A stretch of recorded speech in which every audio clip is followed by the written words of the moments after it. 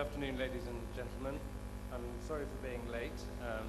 Even when you're an expert in transport, you can't always make all your journeys run smoothly. So I think I just made it. I'd also say that I've got the slides in Russian because I find with the translator it's always easier, but I don't actually know what the Russian slides say, so I hope they're the same as my English ones that I have here. So what I'm going to talk about is really how to attract international investment into port infrastructure. I'm thinking in particular of the Ukraine, but everything I'm saying applies to all countries and all ports. Some countries have done it already and others haven't started yet. So I'll cover three things. First is some general comments about public-private partnerships in transport and how to make them work. Second is applying that specifically to port examples. And then thirdly, I'll just mention a project I worked on last year, which I think is a very good model to follow. So if we move on to, first of all, the basics. People hear a lot about PPPs, public-private partnerships, and maybe don't always know what it means. But essentially, a PPP is an arrangement under which a private sector consortium or entity raises finance to construct an asset which the government says the country needs and provides a service or facility in return for a contractual revenue stream. And when we talk about ports, the type of transaction is normally a concession, which is a subset of PPPs where the payments are made by the users, not by the government.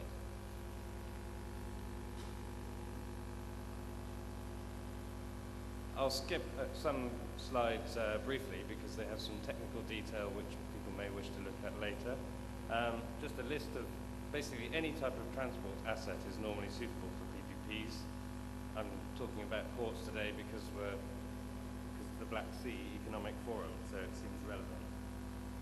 If we talk about the benefits of PPP, the main difference between a PPP and the traditional approach of the public sector building the asset is that all the government has to do is specify the outcome it wants from the project. It has the benefit that it only has to pay for the project if the asset delivers what it wants, or in this case, the users, the shipping companies, only pay if the port is functioning efficiently. And in all countries throughout the world, there are many examples of public projects which have been delivered and have not done what they were supposed to do, or have become more expensive than they were budgeted for.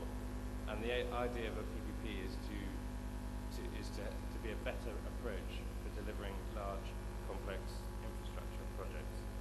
And another reason, for example, is that if you have a private sector company delivering a project, trying to make a profit from delivering it, they have an incentive to manage the cost, not just of construction, but over the whole life of the asset.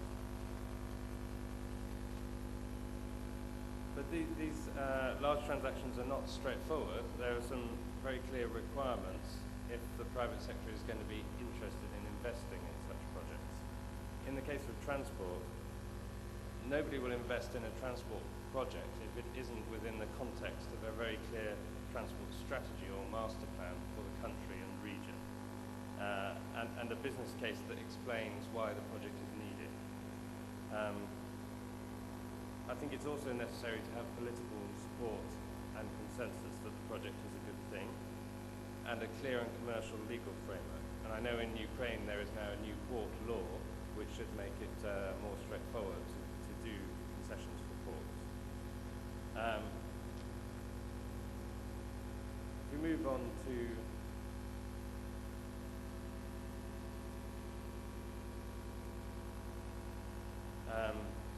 some of the interesting things for me about transport PPPs is that before you try and do such a deal, it's important not just to think about what you want to build, what the outputs are. So in the case of a port, you only want to build a new port if it is actually going to have an impact on the efficiency of trade, either by reducing the time to get goods to market, either because the port is in is in a good location or because it could be more efficient than the competition. You have to make sure that the revenue stream the private sector will get is robust. So a port investor needs to know that shipping companies are going to bring their ships there. Otherwise you get an empty port, which is no use for anybody. Many of the issues which governments have found complex with PPPs in other sectors, such as roads or railways, are not such a problem in the case of ports, because, for example, the land is normally already available, and with some projects you have a lot of problems with moving utilities out of the way, but normally with ports that's easier to control. Looking more specifically at some of the issues that have to be dealt with port concessions, as I said, you do need some sort of commitment from shipping companies that they will take responsibility for using the port and paying for their services, and but they have a problem because they don't always control whether their customers will want to ship. And for example, in the case of Ukraine, there is always the risk that goods destined for Russia or coming from Russia will see a Russian port as a more attractive opportunity. So it's important to study this before you try and get investors to invest. Another point that's often misunderstood is if you have an existing port and you want to expand it, nobody will invest just in the expanded capacity because the existing port can always undercut and charge a cheaper rate. And so you effectively have to do a deal which gives the private concessionaire or port operator control of the whole port so that they have a cash flow that helps them to get a payback on investing in new capacity. But you only give them control of that port if they have a legally binding commitment to expand it. I think one point that is very important is that in the world of ports, there are now very experienced, very large global operators. And normally when they take over an existing port, they can find ways to improve the efficiency with which it operates. And they also have relationships with the shipping companies, which helps. Another thing about port deals is that, I have figures here for Northern Europe, almost all significant container ports in Northern Europe are now managed by the private sector and the concessions. And most public authorities, when they look at this issue, they find that's the way to go. If we get into the detail, and maybe I won't spend too much time on this, but this slide just illustrates the different bits and pieces there are in a port. And the important thing here is you have to decide that some parts, such as the navigation channels, may stay in the public sector, whereas the equipment, such as cranes, are much better invested in and provided by the private sector. The challenge with drafting a concession is to know where you draw the line. Another thing to understand is that when you look at the economics of a port, if you have a port authority dealing with some parts and a terminal operator dealing with others, you have to look at the whole project from the point of view of the shipping line, and bear in mind that the terminal operator, who has the concession, can only make money if the total fees borne by the shipping companies are reasonable and competitive.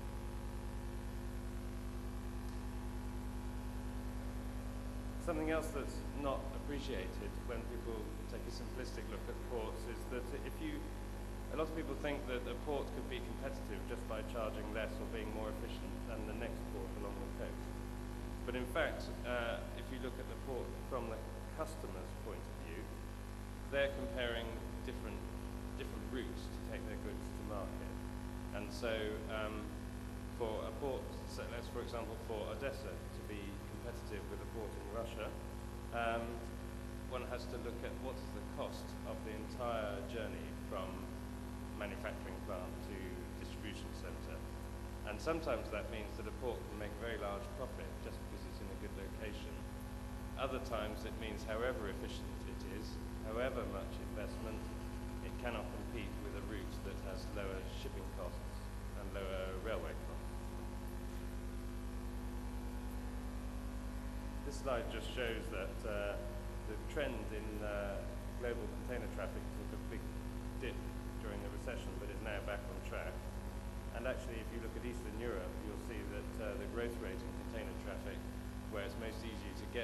private investment is still very quite high in the region. And maybe this is the most important slide, because people might ask, well, where does the money come from if we want to modernize port facilities in this part of the world? And this slide just illustrates the capital expenditure of the top 4 global port operators over 3 years, $28 billion, mainly going into investing in new port facilities, because they see it's a good investment. Just skip over the last one. And lastly, just to mention that last year I was financial advisor to the Harbour Authority in Gothenburg in Sweden, where it was decided that it's the largest port in Sweden. It was making a loss, and the largest port in a large country should never be making a loss on its operations. You have to work quite hard to make a loss at running a port. And they decided that the way to make it efficient was to bring in professional private sector operators. So we restructured the company into 3 concessions, and then sold those companies with a 25 or a 10-year concession already in place. And in the case of the container terminal, it was AP Muller that bought it. And the authority, if you look at the net present value, so the current equivalent value of the cash they paid up front and the concession fee over the life, it was more than 800 million euros, so for all 3. So you can see why that indicates that ports might be attractive investments. And I think for a country like, I know this conference is not just Ukraine, but as we're in Ukraine, for a country like Ukraine deciding where to do a public-private partnership, I think ports are a good place to start. So thank you, Mr. Chairman.